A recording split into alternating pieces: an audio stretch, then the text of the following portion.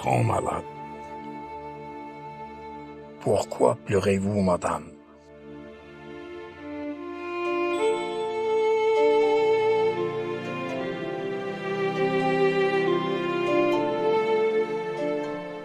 Au début de ma deuxième séance de dialyse, l'infirmier avait trouvé ma fistule jugulaire bouchée.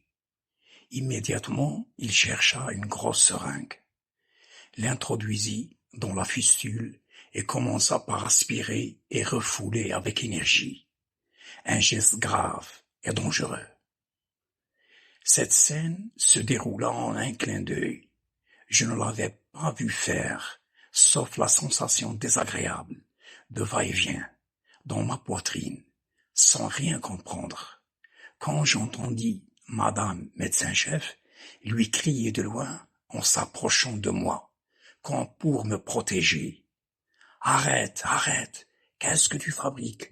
Tu vas tuer monsieur. » Il lui répondit, « C'est comme ça, madame, qu'on débouche la fistule. » Elle était mécontente et ordonna à un médecin de me changer le cathéter. Ensuite, elle quitta le service. C'était elle qui m'avait donc sauvé la vie. Ainsi, malgré son complexe de supériorité, elle avait certainement un petit cœur en or. Pendant cette période, j'avais réellement cru que j'allais mourir. Je me disais, dès maintenant, mes jours sont comptés. Cette fois, ce n'est plus espérer ou adopter la mort, comme c'était le cas avec l'artériopathie. C'est plus sérieux. Il me fallait accepter l'inacceptable. Il me fallait apprendre à mourir. Un auto-apprentissage de l'inconnu, du néant, et je n'aurais pu vivre cet exercice qu'à travers ma création artistique, afin de mourir au bord de la beauté, en tant qu'infinie liberté. Cette idée utopique était ma seule consolation face à l'horrible réalité, à l'inquiétude et à la terreur qui s'était profondément installée en moi, face au spectre de la mort qui me hantait. Dans ma culture, il est de couleur blanche, couleur de linceul, couleur de support artistique, prêt à être travaillé. Un médecin néphrologue était venu me refaire le diagnostic, dans le but de confirmer ma maladie et me transférer au service de néphrologie. Après un long interrogatoire et consultation de mon dossier, il me conseilla de quitter cet hôpital et aller me faire soigner dans une clinique privée. Vous connaissez la santé publique, je pense. Il serait plus sûr d'aller dans le privé. Ici, il n'y a rien, me disait-il. Or, d'une part, mes ressources matérielles ne me permettaient pas de payer les frais de mon hospitalisation, et d'autre part, il fallait payer d'avance et attendre un remboursement aléatoire de la mutuelle. Pendant ces moments difficiles, j'avais la sensation d'une masse lourde qui me pesait sur le ventre. Je vomissais tout ce que j'avalais. J'entendais mon cœur cogner avec force contre ma poitrine. Fatigué et confus, je me voyais m'éteindre lentement. Un soir, après quelques jours, Houda, la néphrologue stagiaire, conseilla à Aïcha de m'emmener d'urgence dans le seul grand hôpital privé de la ville de Rabat, Sheikh Zayed, afin d'être prise en charge dans de bonnes conditions, étant donné que les 2 ou 3 néphrologues qui m'avaient ausculté et consulté mon dossier médical étaient tous d'accord que mon insuffisance rénale n'était que secondaire à une obstruction des voies urinaires. Autrement dit, il s'agissait d'un problème mécanique quelconque, tel des calculs transparents, par exemple, non détectables au rayon X ou au ultrason d'une échographie. Houda demanda à Aïcha de l'accompagner dans son bureau pour lui rédiger une lettre d'orientation vers l'hôpital privé cité plus haut. Au même moment, Yassine, qui assurait mon suivi médical et qui avait assisté au dialogue entre Aïcha et Houda, s'approcha de moi en faisant semblant de me soigner et en me chuchotant à l'oreille, pour ne pas attirer l'attention des curieux. Attention, il ne faut pas suivre les conseils de Houda. Tous les médecins du service confirment votre insuffisance rénale aiguë. Je lui répondis, je suis d'accord, l'hôpital en question n'est pas conventionné avec la mutuelle de l'éducation nationale. Et nous sommes à court d'argent. Il m'informa. Dans ce cas, vous serez confrontés à leur déposer un chèque en blanc de garantie pour être soigné. Après une semaine, ils vont mettre un montant faramineux sur le chèque de garantie et vous aurez le choix entre payer le chèque ou être expulsé de l'hôpital. Sinon, il sera transmis à votre mutuelle qui refusera automatiquement de rembourser un chèque dont la somme dépasse les tarifs conventionnels et de même vous serez expulsé de l'hôpital, sans aucune chance de revenir ici, puisque vous l'aurez quitté de votre plein gré. Sans oublier une poursuite judiciaire pour un chèque sans provision. Houda revint avec mon épouse et se planta dans le couloir à quelques mètres de l'entrée de ma chambre et m'ordonna sévèrement. « Prépare-toi à partir et tout de suite. » Je lui répondis par non d'un geste de la main, car je souffrais énormément et j'étais incapable d'élever ma voix pour me faire entendre. Elle repartit en rouspétant. Je communiquai brièvement à Aïcha les conseils du stagiaire Yassine. Il était tout à fait d'accord.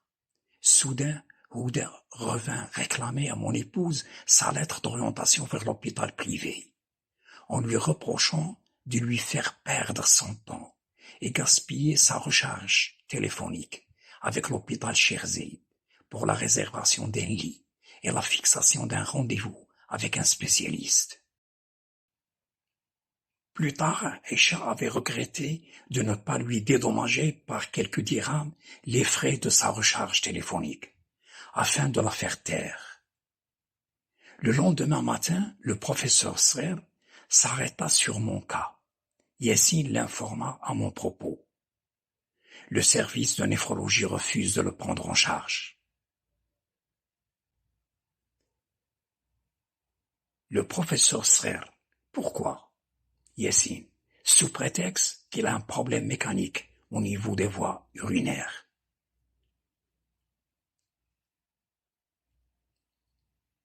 L'angiologue Srer assure-lui un transfert au service d'urologie. Je m'étais demandé, est-ce les néphrologues qui m'avaient vu avaient raison, ou bien c'est une manière de se débarrasser de moi à cause de mon refus d'être hospitalisé à l'hôpital privé? Je n'avais pas de réponse. Ma santé continuait à se dégrader de plus en plus. Je sentais ma masse abdominale s'alourdir encore plus. Ma dysurie s'aggravait.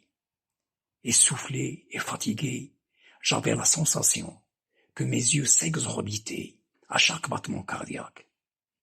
Une jeune cardiologue stagiaire qui avait sympathisé avec moi me prescrit un médicament anti-hypertenseur et un autre pour fluidifier le sang. Elle s'arrangea tant bien que mal à me faire passer un échodoppler des artères rénales pour déceler un rétrécissement ou un caillot susceptible de provoquer mon insuffisance rénale. Le rapport médical de cet examen était catégorique. Il n'y avait aucune occlusion ou rétrécissement au niveau de ces vaisseaux sanguins. Une autre fois, les contrariétés de mon transfert dans un autre service ressurgissaient en surface pour accroître encore plus le poids de mes peines. Ce matin-là, Yassine déclarait au professeur Srer que le service d'urologie exigeait l'accord de l'un de ses seniors afin de me prendre en charge. Mais les seniors étaient injoignables, selon le stagiaire désigné à organiser mon transfert. Je voyais ce dernier parler à voix haute, en s'adressant de loin à l'infirmière du service. Je n'ai trouvé aucun urologue. Tous les bureaux sont fermés. L'infirmière, qui avait sûrement reçu l'instruction de m'amener subir une intervention à propos de la création d'une fistule artério-veineuse, au cas où il m'aurait été impossible d'être consulté par un urologue, était mécontente lorsque j'avais refusé de l'accompagner. Quand on est bon, on est con.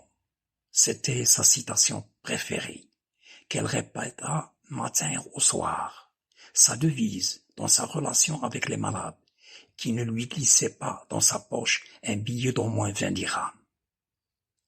Jamais dans sa main. Peut-être une tradition des femmes qui portaient le hijab et qui ne saluaient pas les hommes à la main. Puis elle ajouta, « Demain, j'informerai Srer de ton refus et tu verras, » me cria-t-elle. Effectivement, le lendemain matin, l'angiologue Srer m'ordonna de quitter le service d'angiologie au plus vite. Il me posa des questions sur le centre de dialyse le plus proche de chez moi et de la possibilité de commencer mes séances de dialyse. Je lui répondis, je ne partirai pas d'ici avant d'être consulté par un urologue. Il quitta ma chambre en colère, au milieu de son cortège d'étudiants en médecine. L'avis d'un néphrologue, et malgré son apparence douteuse concernant la cause mécanique de mon insuffisance rénale, m'avait donné une faible lumière d'espérance à survivre et éloigner un peu plus le jour de la mort. J'étais sûr que tous ces médecins professeurs ou stagiaires avaient conscience du caractère grave du péril auquel j'étais exposé. Néanmoins, ils n'avaient nullement assuré l'alerte du service d'urologie de me prendre en charge et me secourir selon les lois en vigueur. Pire encore, le professeur Srer avait décidé de me chasser de l'hôpital. C'était un délit plus grave qu'une non-assistance à une personne handicapée en danger. Dans un milieu hospitalier de la part d'un grand docteur au cœur du CHU le plus célèbre du pays. Voilà pourquoi j'étais inflexible à lui obéir. Presque un mois s'était écoulé depuis mon arrivée au CHU Avicenne. Les résultats des analyses, après chacune des 2 séances de ma dialyse, montraient un taux de déchets organiques dans le sang encore trop élevé. En même temps, ma pression artérielle n'avait pas baissé. Autrement dit, la dialyse n'avait presque pas d'effet sur l'épuration de mon sang. Que faire dans cette situation? Comment trouver un urologue le plus tôt possible?